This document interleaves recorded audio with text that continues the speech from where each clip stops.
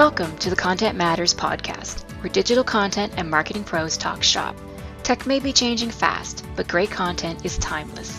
Get inside tips, trends, and practical know-how from the top minds in the digital content industry.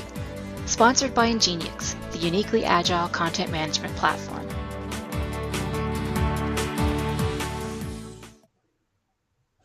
Hi everyone, welcome back to the Content Matters podcast.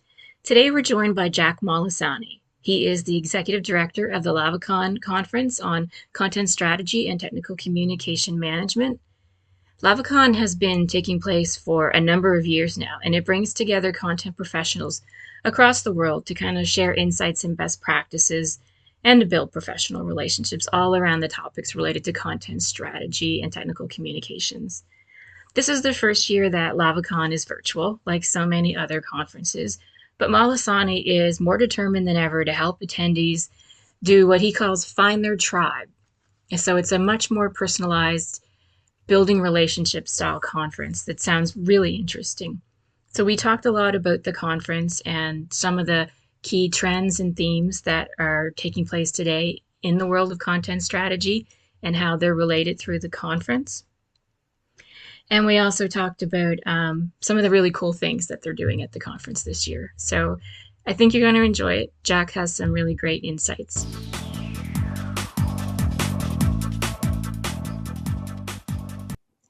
LavaCon, what is LavaCon, and how long have you been running the conference, and how has it changed over the years? Wow, those are three really good questions. Yep. LavaCon started as quite an accident. Back in 1998, I was attending Leadership Day for the Society for Technical Communication, which at the time had regions, and the Region 7 and Region 8 included the Pacific Rim chapters. Someone pointed out that it's a shame that none of the Pacific Rim chapters get to go to their own regional conference, because the regional conferences were often held on the mainland. And someone kind of just suggested, you know what, we should have a combined Region 8, Region 7 conference and hold it smack dab in the middle in Hawaii, because we had a chapter there. And I raised my hand and went, I'll run that one. And we had the conference in the fall of 2000. It was the STC Region 7, Region 8 Pan-Pacific Conference. Our break-even point was about 140 people. 560 showed up. It was standing room only. It was phenomenal. And it was supposed to be a one-time event, but at the end, everyone kept saying, I can't wait till the next one. I'm going, there is no next one. I can't wait till next year. I went, maybe there's an opportunity here. So I gathered some seed money, and 2 years later started LavaCon in Hawaii. That's why it's called LavaCon, tapping into the Big Island's lava theme, and con, like Comic-Con, Drag Con. And we had it there in Hawaii until about 2006 or 8 when the economy crashed, and I couldn't get people to Hawaii if my life depended on it. So I moved the conference to the mainland US. First place we went was New Orleans after Katrina. One, I'm from New Orleans, and I know the city very well. And two, I wanted to help them with some conference dollars. So we've kind of been using New Orleans as our home base. So we would do New Orleans and then Austin, Texas, New Orleans and the Gaslamp District of San Diego, New Orleans and Portland, Oregon, because all those locations had local food, local culture. And that was important to me because while we were in Hawaii, we featured the local foods, the local cultures, the local music. And it not only became part of my branding, it became one of the reasons why attendees came to my conference, because you could get that same information elsewhere, but not the find your tribe aspect of it, right? Where you build professional relationships that will last for years to come. Right. So this is our 18th annual. So in 2022 will be our 20th anniversary, and we are going back to New Orleans and Hawaii in 2022. I actually didn't realize that the conference was had been around for that long. And I've known about it for a few years. I've never been to one. I don't go to conferences, unfortunately, very often. But yeah, I didn't realize it was that you've been doing it for that long. That's great. Yeah, and I think your third question that you asked was how has the industry been changing? Yeah. So, one of my jobs as a conference producer is looking into my crystal ball about what's coming down the future, getting someone to speak on that, and promoting it so that attendees would pay to listen to that. So, over the years, when we did this 18 years ago, almost 20 years ago, a lot of it was just like publishing to PDF or publishing to the web, where then social media happened and we started, okay, let's address that. And then structured authoring really took off. I mean, we've been doing DITA for, 15 years now, but there was a point where it really took off and got traction, for lack of a better word. And there's a great quote from a book called Good to Great, where the authors studied 10 companies that were not always great, but went from good to great. And how did they do it? And one of the features they had in common is all these companies stayed true to their core values while simultaneously responding to market changes, right? Mm-hmm. So, and God knows, the content field is undergoing changes, and let alone let's add COVID on top of that. So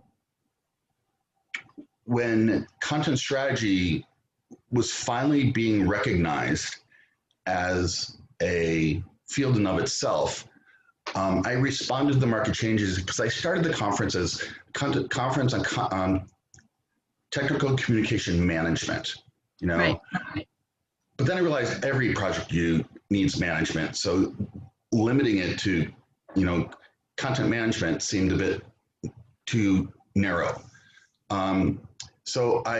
But I didn't want to give up my tech com peeps core business because, as you might know, maybe not necessarily somebody new to the industry, content strategy means different things to different people, right? Yes. In the marketing team, content strategy means who are we going to get to be our spokesperson, right? Where are we going to do our product placement? What are we going to say? Where in technical communication, content strategy means taking your existing content, put it into a database, and tagging it so you can spit it out where you want it, when you want it, on the device you want it, in the language you want it. Multi-channel publishing. So I really kind of positioned my conference as, yes, we still have a content management track. We have a people management track. We have a content strategy track. We have a content engineering track. Because my conference is kind of like a meta conference. Yes, we cover marketing, but we also cover management and people management and how to build a business case to get additional resources for content initiatives. And then we kind of have this catch-all potpourri. I hate using the word potpourri in a technical conference, where where all the bleeding edge sessions came out. So we try to stay true to our core values while simultaneously responding to market changes. And one of the responses we did this year is going virtual. We've always had a virtual track, at least for the past 5 years, but because of COVID, we're going 100% virtual. That said, and I'm pausing for effect, is that we're staying true to our core values, right? Enhance your skills, find your tribe, make a difference. It's always been our core values, right? And somebody put a cute quote that I liked so much I had to put it on the website because it summarized my conference perfectly. She says, the reason I like LavaCon is its sassiness, for lack of a better term.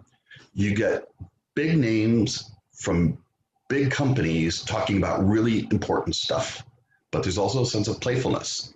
I went, yes, we do get big names. I mean, we've got content strategists from Facebook, Amazon Web Services, Cisco Systems, LinkedIn, Twitter, insurance companies doing really cool stuff.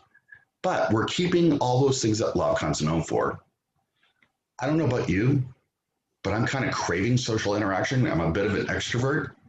So we were supposed to do a second line jazz parade in New Orleans. Oh, really? Yeah. Well, the parade story starts 4 years ago when we were in New Orleans and we did a second line jazz parade down Bourbon Street. And then the next year we went to Las Vegas and I had to get my people from the hotel to the offsite venue. And the way I did it is I hired a 10-foot tall stilt walker dressed as an alien, and we did a little parade down Fremont Street. And it kind of became a tradition. But the next year we were back in Portland, and I'm going, what can I do in Portland? And then I realized that Portland has a huge community of various religions, Eastern religions. And I found a Buddhist temple that did a Chinese dragon parade.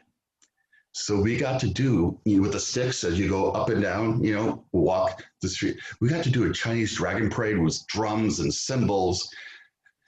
And that kind of stuck. So what I'm telling people this year is we're still doing our parade. I hired a 7-piece jazz band who's going to be playing in New Orleans. And in your experience box that we're going to send everybody, you're going to get a tambourine and a hanky that you can dance around your home office or your living room or dining room, and really let's have our parade. So I'm trying to maintain I'm not to say my branding. It's just not because that's more on sales and marketing, but on just what my conference is known for. And I don't know about you, but I'm craving social interaction. So this is when I get to hang out with my TechCom peeps. Right. It's funny. It sounds so great because most of the virtual conferences that you're kind of attending today are pretty, watch these on-demand webinars and the networking and there's certainly no aspect that I've seen of anything I've attended about, meeting up and finding your tribe. And so it's just nice to hear of a virtual conference that's really trying to bring that personality back into it to make it fun and to get that networking aspect that you just don't normally get. It's great.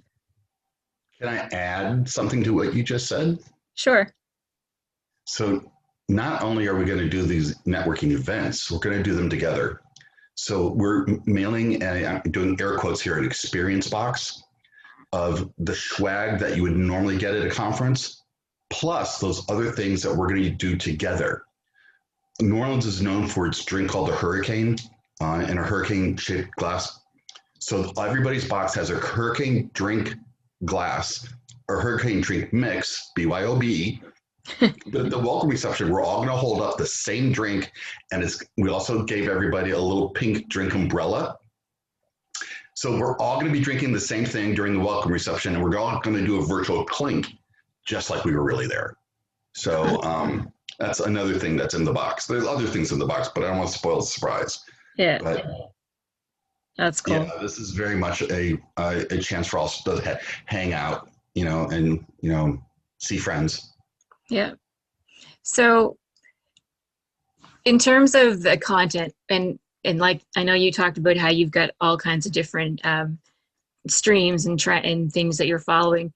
How hard have you found it's been to kind of marry that content strategy aspect or mindset between marketing and say sales and technical communicators? Because that is a trend that it definitely is evolving, and people are seeing content on a much broader scope today, but it's still hard to kind of bring those diverse groups together and give them kind of a common mindset, a common way to look at content. I was nodding the whole time you were speaking. One of the things that I see is a convergence of TechCom and MarCom. For example, say you have a GoPro camera and the battery died. So you log into GoPro and say, how do I replace my battery? Well, they know who you are because you logged into the site. So they send an interrupt to their marketing system that then displays a coupon right next to the tech support. And I've got my hands in front of me side by side saying, oh, the marketing part of that page can say, I see you're looking at need a new battery. Why don't you, for $10 more, upgrade to the XP 1000? So they're displaying marketing content and tech support content on the same page, right? Yeah. Another thing I'm seeing as far as the convergence of Marcom and TechCom is oftentimes the savvy consumer will look at the documentation before buying the product. And if it seems really difficult to use, they may go to a competitor's and buy their product instead. So there's definitely a convergence of TechCom and Marcom going on. Now, that said, can I add a little analogy on where it's not being done? Yeah. So one of my credit cards is from Capital One. And at one of the LavaCons, one of the LCD projectors burnt out. So I just popped over to Home Depot, Office Depot, to buy a new one. And the credit card transaction was declined. I said, okay, fine, just put it on my Amex. Capital One called me saying, was that a fraudulent charge? I said, no. Now, though, I just specify if I'm going to use that card when I'm traveling, because it was an odd purchase, not in a state I normally live in. The thing is, if you go to their website to specify travel days, the option's called specified travel dates. But if you go to their 800 number, the option is fraud management.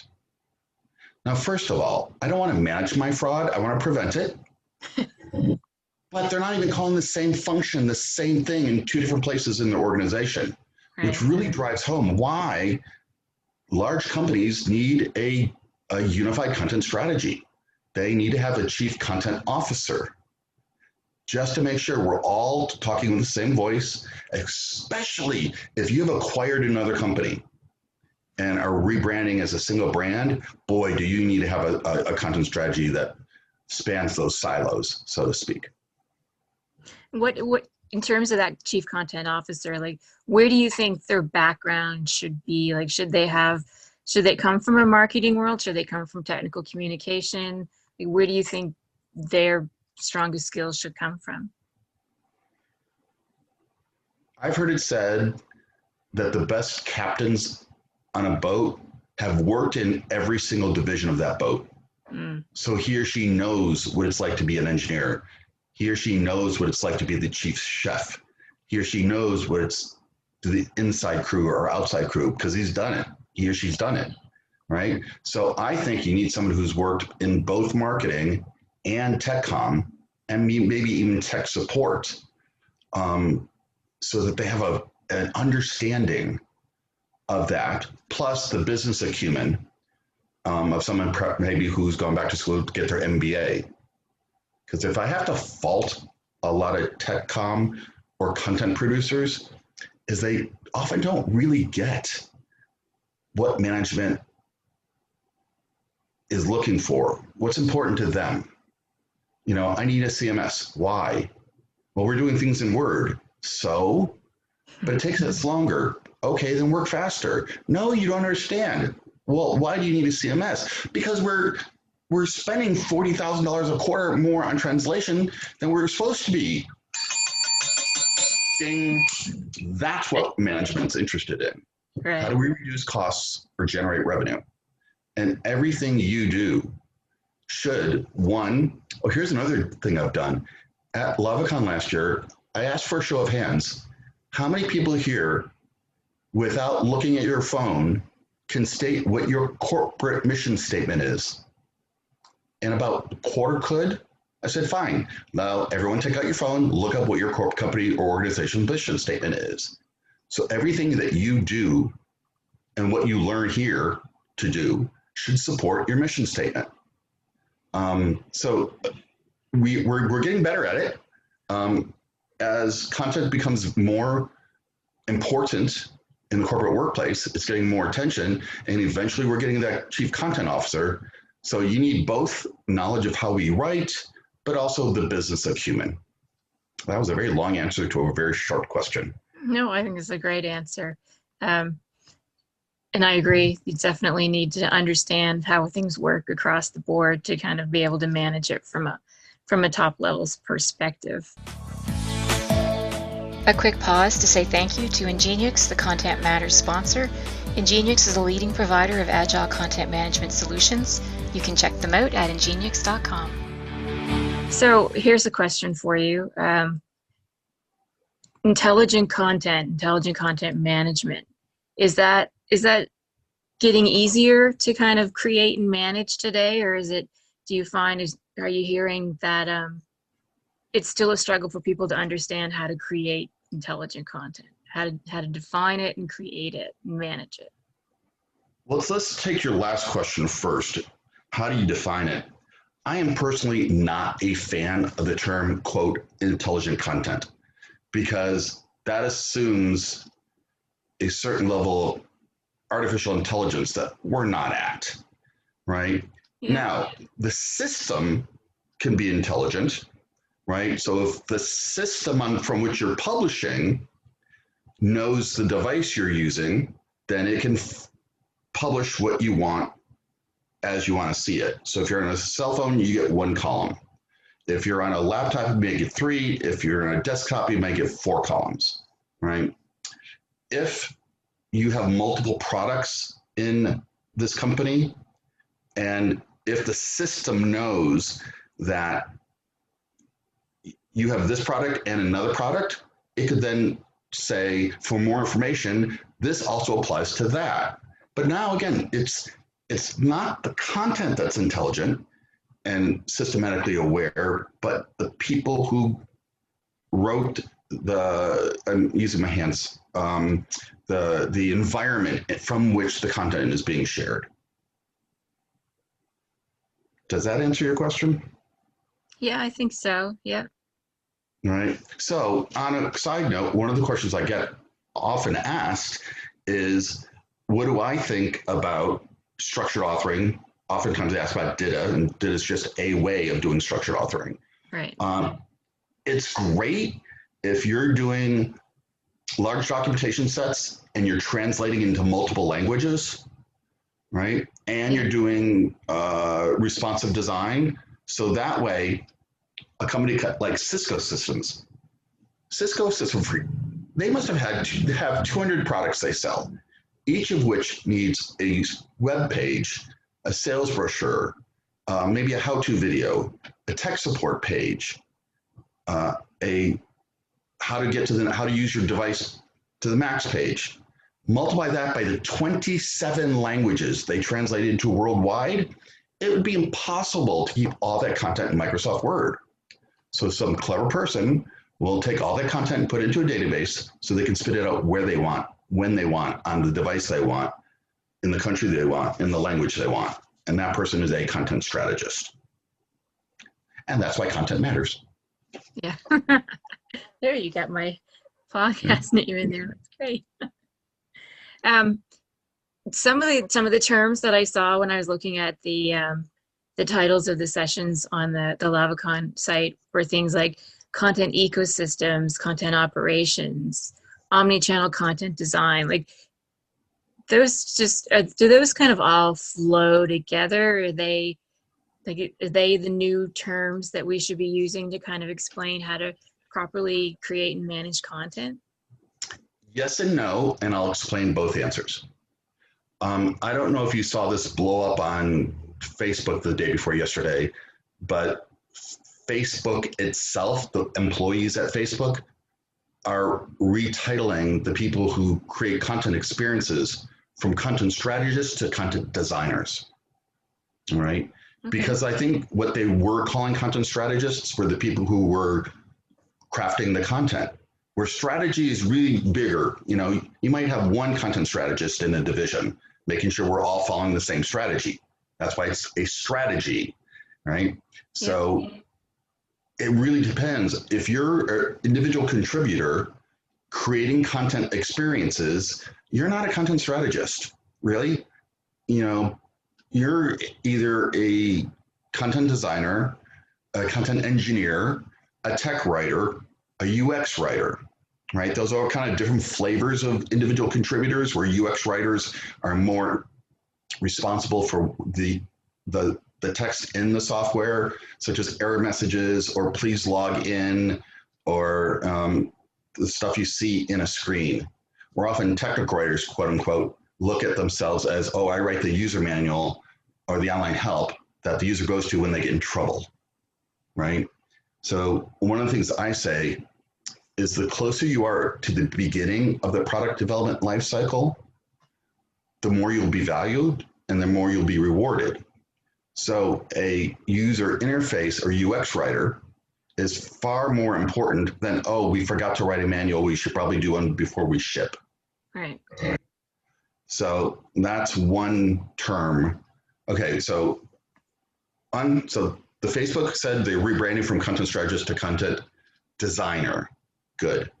I would lump that's probably the same type of thing as a content engineer, where you are following a content guide, you are following a content strategy, you are implementing, right? You're the person that has fingers on keyboards.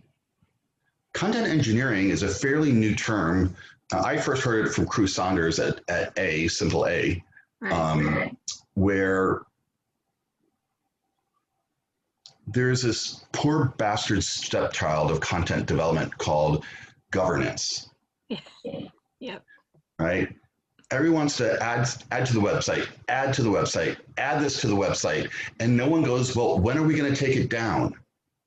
How often does it get updated? Who's in charge of updating it? Have we done a content audit?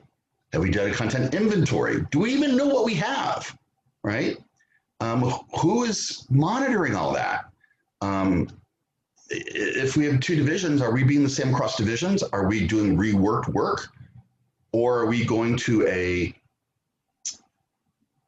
content management system where you put the legal disclaimer once and then you just pull that and put it in every single manual you have, and when the legal disclaimer changes, it automatically goes like dominoes and everything gets updated in itself, right? So content operations is, what do you do with the content as you're writing it and as it's done, and when do we sunlight it? And that's what the term content operations has come to mean. And then lastly, you've got that term content strategy. And the chief content officer would be in charge of the content strategy for going, if you have multiple silos, how are we going to span those silos, right? Where's the data going to be stored? Who's going to be in charge of it? If we have legacy content that we need to convert, how much of that are we going to convert, because that's expensive, versus drawing the line in the sand, a line in the sand, saying anything past this point we'll do in structured, but we'll keep the legacy. That's all part of an organization's strategy for how to deal with content. Oh my God. When I hear you talk about it, and then when I start to think about it in my mind, and you think about the amount of content, that an organization is creating every day, like the complexity of looking after it just seems to be getting greater and greater. I absolutely agree. Yeah. Now, one can add, because you asked me earlier about what would a chief content officer do? Yeah. Oftentimes, somebody in a technical writing department will have this great idea about moving to structured, and boy, it'll make the user experience from our users better, and it'll reduce costs on translation. But here's a person sitting in a dark cubicle in a dark basement somewhere with water dripping down brick walls, growing moss that looks like a dungeon, that has no visibility in management, has never met the CEO or CFO of their company, and wouldn't know what they looked like if he tried. So what you really need is to find a champion above you that will then rah your case to their boss. And finally, you need to have a champion at the highness, a sponsor who has got budget authority that can fund your project, even if the return on investment is not going to be seen by the person who's paying it, right? Maybe the tech support, so maybe the tech writing department is paying for this, but the return on investment, the funds saved, will come out of deflecting calls to the call center, right? So the call center budget saves money, but your budget went up. But if you have somebody at the top who's in charge of both those divisions, they're the person who's going to see the cost savings versus outgo versus ingo. So you really need to have a champion at a high enough level in your company, depending on how many levels of management and how structured it is, to the point where they have budget authority over multiple departments and can really get the big picture on how much is this going to cost, how long will it be before we get a return on investment, and then where are we going to see those returns? You would think, when you think about it, the CMO and the marketing department, they get a lot of the attention today, and they really are strong supporters of the customer experience across the full life cycle, or they should be. That's kind of where the path that we're moving towards. That the chief content officer would almost sit and report up into there, because they seem to have more of the budget today to do stuff, and they care about the content, and they care about the content being consistent across marketing, sales, and customer support success. That would kind of make sense that where that person would be. Exactly. The analogy I like to use is the knights at the round table, where each man and woman at that table has an equal voice and is equally important. So tech support is at that table, training is at that table, marketing is at that table. But my voice as TechCom is just as important and heard as the marketing's voice is, right? And then training can be at that table, internal onboarding could be at that table. Now we're all around the same table, we all have a seat at the table, and we're all acting as, what's the word I'm searching for, equal partners in the fight. So anyways. It would be nice to get there someday, but I think that there's still a struggle for that kind of equal seating to really happen. Right. Yeah. Okay. This is great. You're so the conference, the LavaCon conference, and it's LavaCon UX now. Was that a name change that you put the UX on the end of it, or? Yes and no. I hesitated because one of the things that I have believed for a long time, that the content we generate is part of the user experience, right? And so on one hand, I wanted to bring more UX writing into my conference. The other thing is, when we went virtual this year, I didn't want to say LavaCon virtual, that was putting too much emphasis on the negativity of why we're doing this, because we're in a pandemic. Yeah. So I just said LavaCon UX, a virtual content strategy conference with a New Orleans flair. That may not stick. We may just go back to LavaCon, a content strategy conference. I'm surveying that answer. And based on my market research, I'll keep it or go back. Sounds like the right thing to do. Okay, and then so the conference is October 25th through 28th. Okay. This month, we're 2 weeks away. Yeah. And we also have some pre-conference workshops on Friday and Saturday. If any of your listeners would like to attend the conference, and we'd love to have you, use referral code #ContentMatters.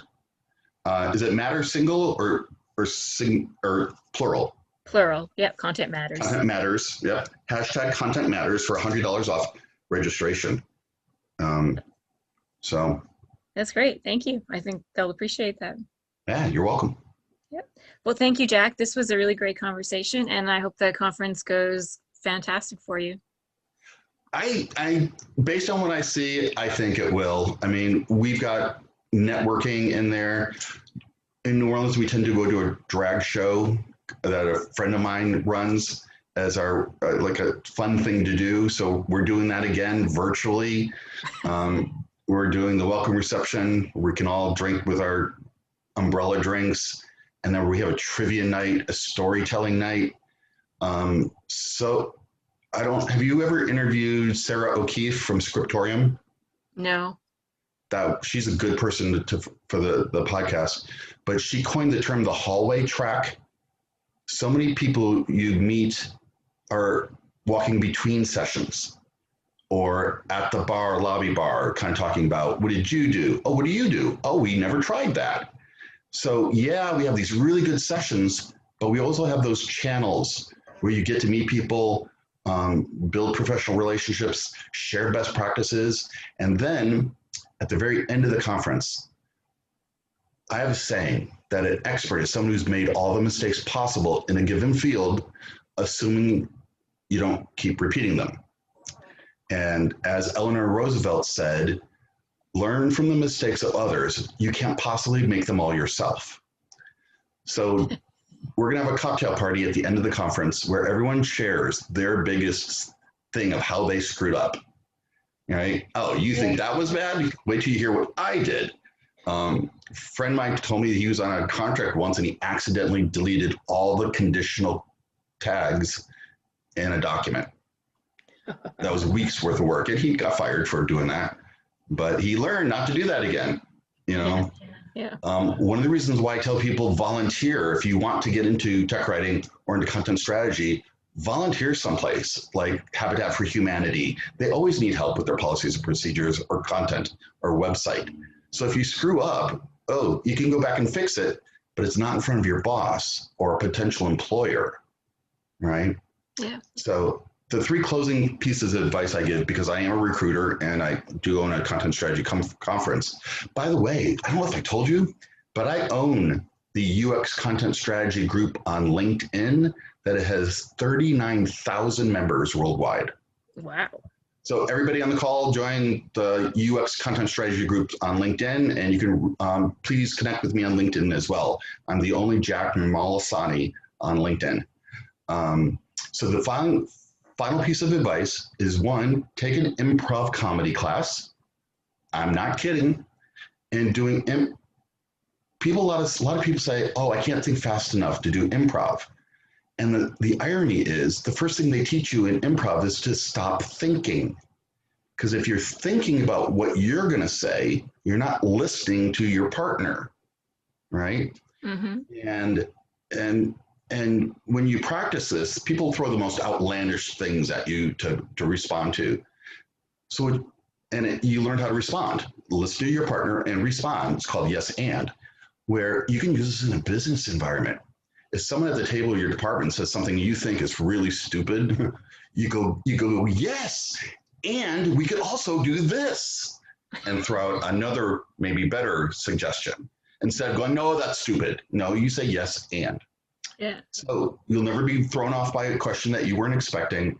And with aplomb, you can then say, oh, never thought of this. How about this instead?